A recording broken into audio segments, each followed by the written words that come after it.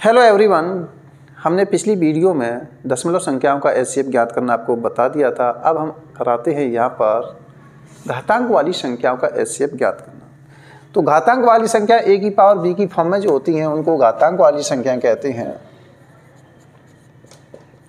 घातांक संख्याओं का या घातांक वाली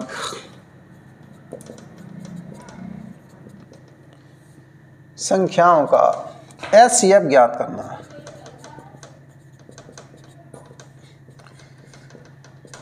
समझ जाया करो, यहाँ पर महत्तम समापवर्तक होता है। इसमें कई सिचुएशन बनती हैं, स्थितियाँ बनती हैं। तो पहली स्थिति हम लेते हैं जब दी गई संख्याओं का आधार समान हो। जब आधार समान हो, मैं यहाँ डायरेक्ट यार ये पे एक ही बात लिखूंगा, जब आधार समान हो।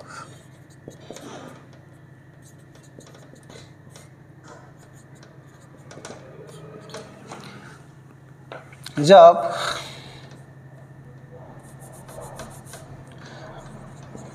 दी संख्याओं का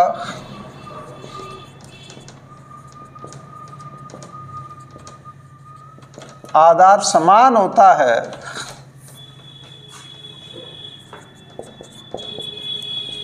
तो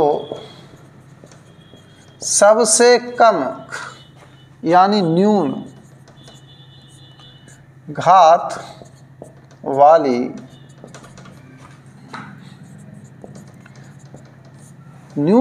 वाली संख्या ही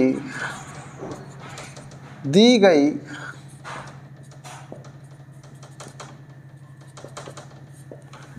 तब न्यून घात वाली संख्या ही दी गई संख्याओं का एचसीएफ होता है। न्यून घात वाली जो संख्या है, सबसे कम घात वाली संख्या है, वो दी गई संख्याओं का एचसीएफ होता है। फॉर एग्जाम्पल 5 की पावर 1, 5 की पावर 3, 5 की पावर 2, 5 की पावर 4 का एचसीएफ 5 की पावर 1 होगा, क्योंकि यहाँ पर न्यूनतम पावर कितनी है? 1 है। दूसरा एग्जाम्पल लेते हैं यहाँ पर 2 की पावर -4, 2 की पावर -5, 2 की पावर -9 का एचसीएफ। यहाँ पर सबसे कम घात किसकी है? तो यहाँ पर सबसे कम घात क्या है? 2 की पावर -9, 2 की पावर -9। तो यहाँ पर जब आधार समान होता है तब उनका एचसीएफ निकाला जाता है। तो सबसे कम घात जिस पद की होती है वही उसका एचसीएफ होता है। नेक्स्ट आगे की ओर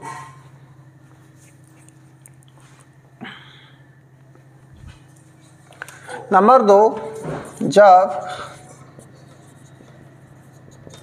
आधार समान नहीं हो एवं किन्हीं दो संख्याओं का एचसीएफ 1 हो, घात समान हो। किन्हीं दो संख्या नहीं कहेंगे, यहाँ पर आधार कहेंगे। किन्हीं दो आधारों का एचसीएफ 1 हो एवं तथा लगाओ यहाँ पर घातें धनात्मक। इस स्थिति में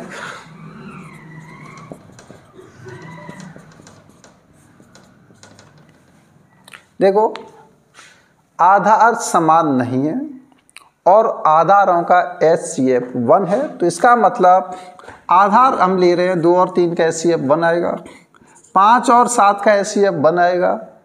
तो ऐसी सिचुएशन में दी गई संख्याओं का एचसीएफ भी 1 ही प्राप्त होगा। इस स्थिति में दी गई समस्त संख्याओं का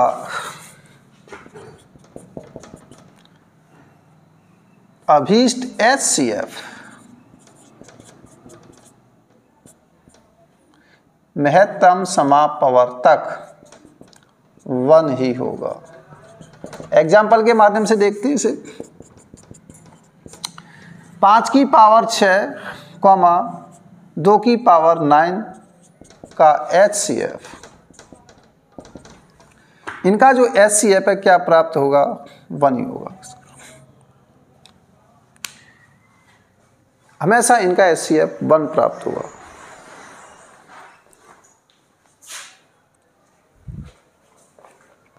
तो इस स्थिति में इनका HCF क्या प्राप्त हो रहा है? 1। और भी इसमें कई सारे एग्जाम्पल हो सकते हैं, जैसे बीजी पदों की बात कर लें कि बीजी पदों में x की पावर 10 है और y की पावर 16 का HCF क्या होगा? जहां x, y विभिन्न अभाज्य संख्या है।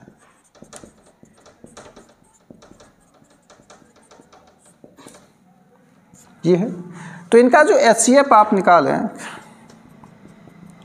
x की पावर 10, y की पावर 16, तो इसका क्या प्राप्त होगा? 1। अब यहाँ पर कुछ भी वैल्यू हो सकती है। x का मान 13 हो सकता है, y का मान क्या हो सकता है? 29 हो सकता है। कुछ भी विभिन्न अभाज्य संख्या मैंने यहाँ बोल दिया, तो इनका HCF क्या प्राप्त होगा? 1। नेक्स्ट आगे की ओर अब हम चलते हैं। जब आधार समान नहीं हो और उन आधारों का HCF 1 हो, लेकिन घातें कैसी हों? या धनात्मक है, उनकी घातें हम कर देते हैं ऋणात्मक।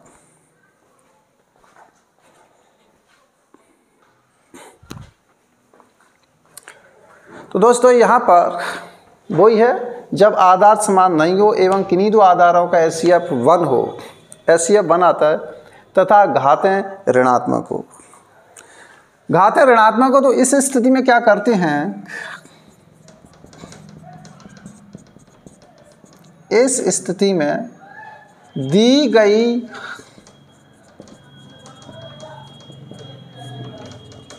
संख्याओं को भिन्न रूप में लिखा जाता है। भिन्न रूप में लिखकर निम्न सूत्र से उनका मसा ज्ञात करते हैं।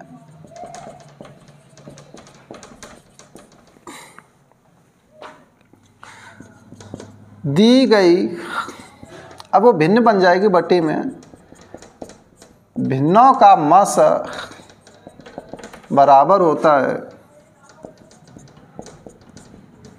अंशों का मस बटे हरों का मस, हरों का लस, सॉरी। दी गई भिन्नों का मस। फॉर एग्जाम्पल,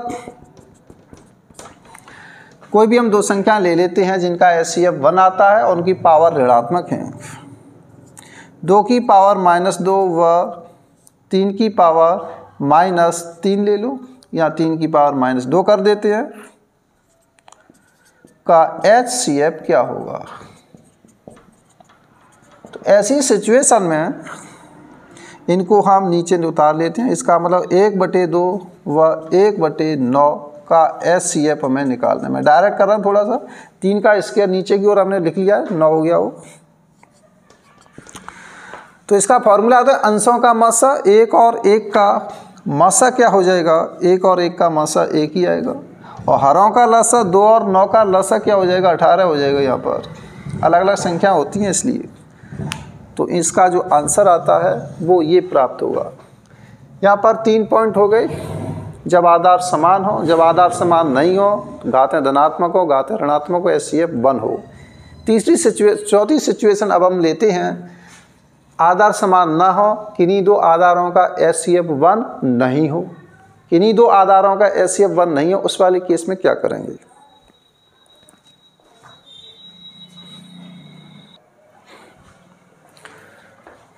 हाँ, चौथा केस यहाँ पर देखिए। जब आधार समान नहीं हो एवं किन्हीं दो आधारों का HCF 1 नहीं हो, घातें धनात्मक हो, उस वाली स्थिति में HCF कैसे ज्ञात करेंगे? इस स्थिति में दी गई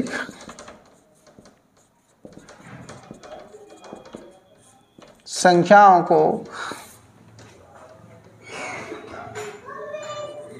अभाज्य गुणनखंडों की घातों के गुणनफल के रूप में लिखकर यानी कॉनोनिकल फॉर्म में इसको आप लिखेंगे, HCF ज्ञात करते हैं।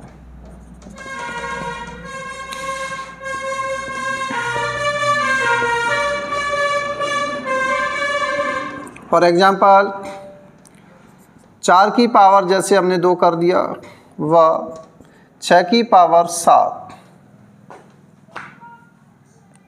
का HCF क्या होगा। इनका HCF ज्ञात करना है तो इसे कॉनोनिकल फॉर्म में आप लिखेंगे 2 की पावर 2, 2 की पावर 2, 2 की पावर ये होगी 4। 6 की पावर 7 है तो इसको आप 2 गुणा 3 की पावर 7 कह सकते हैं, 2 की पावर 7 इंटू 3 की पावर 7। अब इनका HCF आसानी से फाइंड कर सकते हैं।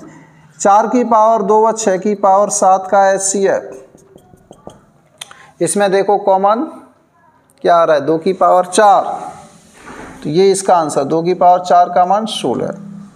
तो इस तरीके से आप इस स्थिति का HCF आसानी से फाइंड कर सकते हैं। इसकी एक और सिचुएशन आती है जब घातें कैसी हो जाएं, ऋणात्मक हो जाएं।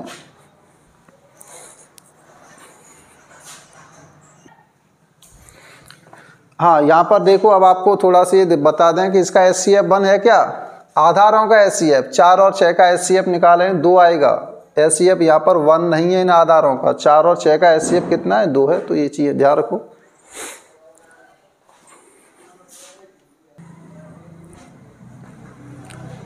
हाँ, तो इसका 5वां पॉइंट है, जब आधार समान नहीं हो एवं किन्हीं 2 आधारों का HCF 1 नहीं हो तथा घातें ऋणात्मक हो।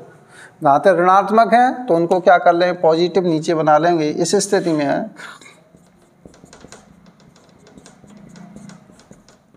सर्वप्रथम दी गई संख्याओं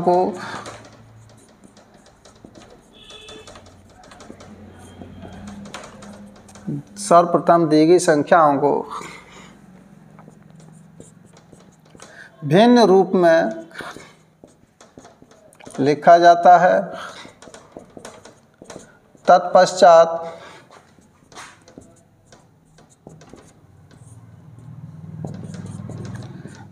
निम्न सूत्र से उनका HCF ज्ञात करते हैं।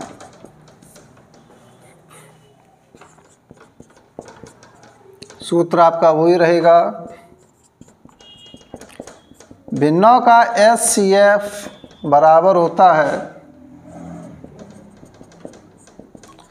अंशों का HCF बटे हरों का LCM। लसा होता है ये। तो इस तरीके से आप इनका फाइंड करेंगे। फॉर एग्जाम्पल 4 की पावर -2 व 6 की पावर -2 का HCF क्या होगा। तो 4 की पावर 2, इसे हम नीचे उतार के लिख लेते हैं, 4 चौक 16 हो जाएगा ये, कॉमा 1 बटे क्या हो जाएगा 6 का स्क्वायर 36 का HCF हमें निकालना है। तो यहाँ 1 है, अंशों का क्या ले लेंगे यहाँ पर HCF और हरों का LCM। 16 और 36 का LCM निकालना है। 16 और 36 4 से काट सकते हैं आप, 4 चौक 16, 4 नाम 36। तो फिर यहाँ पर 4 नाम 36, 36 गुणा 4 144, 16 नंबर 144 होता है। तो यहाँ पर 1 का या 1 और 1 का क्या आ जाएगा HCF 1 और 16 और 36 का LCM हम निकालेंगे, हरों का LCM लस 144। तो इस तरीके से हम यहाँ पर फाइंड कर लेते हैं। तो यहाँ पर घातांक वाली संख्याओं का HCF निकालना आप सीख गए। तो दोस्तों यहाँ पर ये क्वेश्चन लिया गया है, मसा पका है, इसे देखो, विद्यार्थियों की वह अधिकतम संख्या ज्ञात कीजिए जिसमें 1001 पेन और 910 पेंसिलें इस प्रकार बांटी जाए कि प्रत्येक को मिले पेनों की संख्या बराबर हो एवं प्रत्येक को मिली पेंसिलों की भी संख्या कैसी हो जाए, बराबर। तो इसका मतलब वह जो बराबर संख्या होगी तो उसका भाग इसमें जाएगा, पूरी बार जाना चाहिए और इसमें भी पूरी बार जाना चाहिए, तभी वो बराबर मिलेंगे। तो इनका हम क्या निकालेंगे, एचसीएफ निकालते हैं। 1001 को हम इस तरीके से टुकड़े करें, इसमें कितने का भाग जा रहा है, और ये 910 है। इसे देख करके स्पष्ट हो रहा है कि इसमें 13 का भाग जा रहा है, तो इसे आप लिखेंगे 10 गुणा 13 सत्ते 91।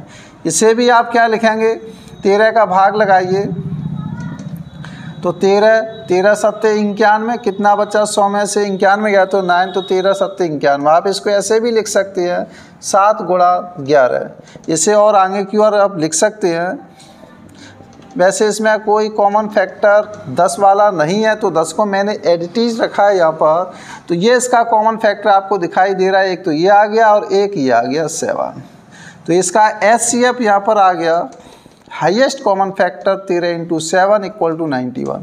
91 यहाँ पर एक ऐसी संख्या है जिससे ये डिविजिबल होगी, 1001 और 910 भी डिविजिबल होगी। तो इसका मतलब 91 एक ऐसी संख्या है जो दोनों संख्याओं को विभाजित करती है। तो इसका मतलब 91 वह संख्या होगी प्रत्येक को मिली पेंसिलों की संख्या और मिले पेनों की संख्या कैसी होगी, बराबर। इस टाइप के क्वेश्चन आपको देखने के लिए मिल सकते हैं। नेक्स्ट क्वेश्चन देखिए।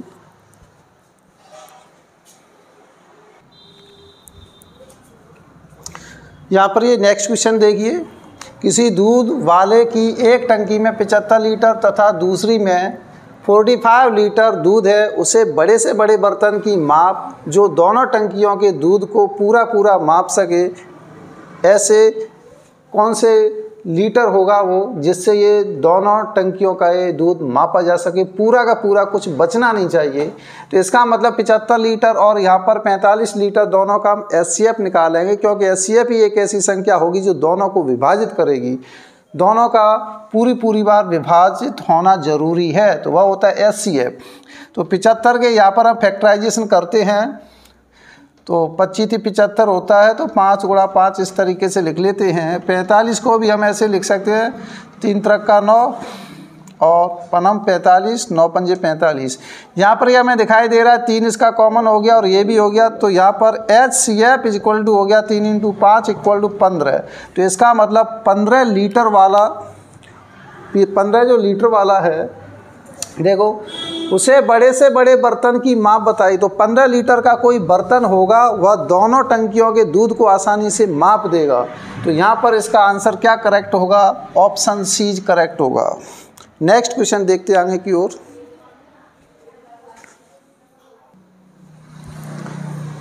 यहाँ पर यह भी क्वेश्चन आप देख लीजिए, इसे पहले आप पढ़ें।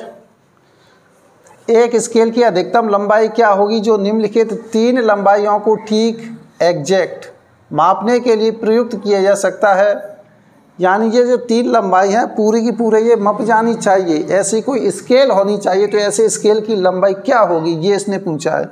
तो आपको पता है कि वो स्केल की लंबाई जो ये सभी लंबाइयों को विभाजित करे, तो वह जो लंबाई होगी वो इन तीनों लंबाइयों को आसानी से माप सकती है। तो यहाँ पर ये मीटर है, ये सेमी है, तो सभी को हम सेमी में कन्वर्ट कर लेते हैं। 10 मीटर, इसको हम सेमी में कन्वर्ट कर लेंगे तो 100 का इसमें मल्टीप्लाई करेंगे तो ये आ जाएगा ये 5 मीटर। और 10 सेंटीमीटर, इसको हम कन्वर्ट करते हैं तो 500, 1 मीटर में 100 सेमी होते हैं, तो 100 का गुणा करेंगे तो 500 हो जाएगा। तो ये हो गया 510। 510 इतना ही आप लिख लेते हैं, बाद में देख लेंगे इसे। और 5 मीटर 90 सेमी, 5 मीटर 90 सेंटीमीटर, इसको आप बोलेंगे 5 मीटर का मतलब 500 सेमी, तो 590 सेंटीमीटर ये हो गया यहाँ पर। अब इसका हमें देखना है कि कॉमन फैक्टराइजेशन इसका क्या हुआ। तो आपको दिखाई दे रहा है ये कैसी संख्या है, ये अभाज्य संख्या है, ये तो कॉमन होगी नहीं, 1 0 इसमें भी, 1 0 इसमें भी, 1 0 इसमें भी है। तो इसका मतलब 10 इसमें आएगा, 10 इसमें आएगा, 10 इसमें आएगा। तो डायरेक्टली आप एचसीएफ इसका आसानी से फाइंड कर सकते हैं, कितना हो जाएगा 10। तो 10 सेंटीमीटर स्केल वाला एक मापन जो प्रयुक्त किया जाएगा वो इसको भी माप देगा, इसे भी माप देगा, इसे भी माप देगा। 10 सेंटीमीटर वाली जो स्केल है वो इन तीनों मापों को आसानी से माप देगी। इसका मतलब ऑप्शन ए करेक्ट होगा। नेक्स्ट क्वेश्चन देखते हैं।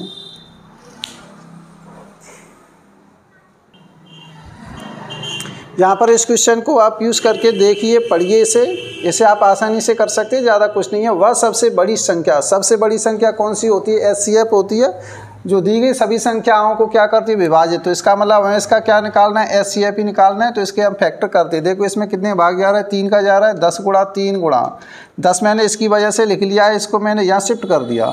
129 में 3 का भाग जा रहा है। कैसे? अंकों का योग 3 से डिविजिबल है। 9 और 1 10 2 12, 12 में 3 का भाग जाता है, इसलिए मैंने 3 पहले लिख लिया है।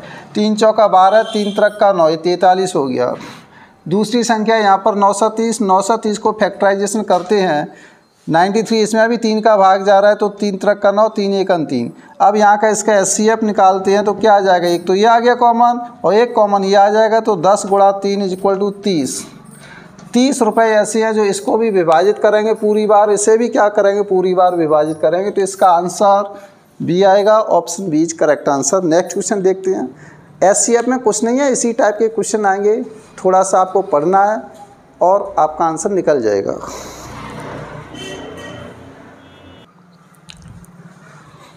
हाँ, ये लास्ट क्वेश्चन अब हम लेते हैं। एचसीएफ का फिनिश है। बिल्कुल सरल टाइप के क्वेश्चन आते हैं, ऐसे ही थोड़ा सा एचसीएफ और एलसीएम मिला करके भी क्वेश्चन पूछे जा सकते हैं। एलसीएम पढ़ाने के बाद में उस पर हम चर्चा करेंगे, केवल एचसीएफ की हम यहाँ चर्चा कर रहे हैं। इस सवाल को देखिए कि वह कौन सी सबसे बड़ी संख्या है जिसके द्वारा 728 और 900 को विभाजित करने से क्रम से ये प्राप्त होता है? शेषफल। वह कौन सी सबसे बड़ी संख्या? सबसे बड़ी संख्या कौन सी होती है? आपकी एचसीएफ ही होती है। अब ये शेषफल हमें प्राप्त करना चाहिए। अगर इस कंडीशन में इन दोनों का आप एचसीएफ निकालेंगे तो ये दोनों पूर्ण रूपेण क्या हो जाएंगी? विभाजित हो जाएंगी। लेकिन हमें शेषफल ये प्राप्त करवाना है। ये प्राप्त कैसे होगा? तो इसमें से ये घटा दें, इसमें से ये घटा दें, इसके बाद दोनों का एचसीएफ निकालें तो वो संख्या पूर्णतः विभाजित हो जाएंगी। तो ऐसा करते हैं, इनमें से हम क्रम से 8 और 4 माइनस कर देते हैं। 728 माइनस 8 720, 900 माइनस 4, इसमें 4 माइनस कर दो तो 896 प्राप्त हुआ। अगर इन दोनों का एचसीएफ निकालें तो ये डिविजिबल हो जाएगी और ये डिविजिबल हो जाएगी। अब इसमें 8 जोड़ेंगे तो 8 शेषफल ही आएगा। इसमें आप 4 जोड़ेंगे तो 4 शेषफल ही आएगा। तो कहने का मतलब इनका एचसीएफ निकाल करके इन दोनों में भाग लगाएंगे तो क्रम से 8 भी बच जाएगा और 4 भी बच जाएगा। तो इन दोनों का हम क्या निकालते हैं? एचसीएफ। तो यहाँ पर ही हम इसका फैक्टराइजेशन कर सकते हैं। 10 है, 10 को मैंने 2 गुणा 5 पहले से ही लिख दिया है। 12 6 72, जैसे आप सोचें वैसे ही आप इसका कर सकते हैं। यहाँ 9 8 72 करें, उससे भी कर दो। 9 8 72, तो 8 को क्या लिखेंगे? हम ये लिखेंगे। 9 को क्या लिखेंगे? 3 गुणा 3। इस तरीके से इसका फैक्टराइजेशन कर दिया। इसको आप ऐसे भी लिख सकते हैं, 1 2 3 4, 2 की पावर 4, 1 2, 3 की पावर 2 और 5 की पावर 1। इसे हम देखते हैं इसमें कितने का भाग जाता है। आपको साफ दिखाई दे रहा है 2 का भाग जा रहा है, जाने को 4 का भी जा रहा है। थोड़ा सा और आगे आप सोच लिया करें। 4 का चलो हम इसमें भाग देते हैं। ये 4 है तो मल्टीप्लाई में 4 दूनी 8, 4 दूनी 8, 4 चौक 16। फिर भी जा रहा है इसमें तो दे दो, कोई दिक्कत नहीं है। 4 का जा रहा है। 2 गुणा 2, 4 का देंगे तो 2 गुणा 2 करके इसे लिखो। 4 पंजे 20, 4 6 24। इसे हम लिखेंगे 7 8 56, 2 की पावर 1 2 3 4। मैं शॉर्ट में यहाँ पर लिख देता हूँ। इनको तो मैंने यहाँ पर इस तरीके से लिख दिया है। अब ये 56 है, 7 8 56 होता है, तो 2 की पावर 3 को हम 8 कहते हैं और यहाँ पर 7 को मैंने ऐसे लिख दिया है। अब इनका एचसीएफ हमें फाइंड करना है। हाईएस्ट कॉमन फैक्टर क्या है? इसमें 2 की पावर मैक्सिमम कितनी है? 7 है। 4 और 3 7। इसमें 2 की पावर कितनी है? 4। तो 2 की पावर कितना आ गया? 4। और कॉमन क्या है? इसमें 3 आ रहा है, इसमें 3 नहीं है, तो केवल यही आ रहा है। तो 2 की पावर 4 का मान क्या हो जाएगा? 16। इसका मतलब 16 वह संख्या है जिससे 728 और 900 को डिवाइड किया जाए तो शेषफल रिमाइंडर क्रम से 8 और 4 बचेगा। इसका मतलब ऑप्शन सी इज करेक्ट। तो आज की वीडियो में इतना ही। आपका एचसीएफ पूरा कंप्लीट हो चुका है। जितने भी मैंने क्वेश्चन कराए उनकी आप प्रैक्टिस कीजिए। प्रैक्टिस करेंगे जब भी आपके दिमाग में ये चीज़ें आएंगी कि एचसीएफ कब निकाला जाता है, एलसीएम कब निकाला जाता है। तो नेक्स्ट वीडियो में अब हम लेंगे एलसीएम और एलसीएम से रिलेटेड क्वेश्चनों को हम कराएंगे। तो मिलती है नेक्स्ट वीडियो में। Thank you for watching.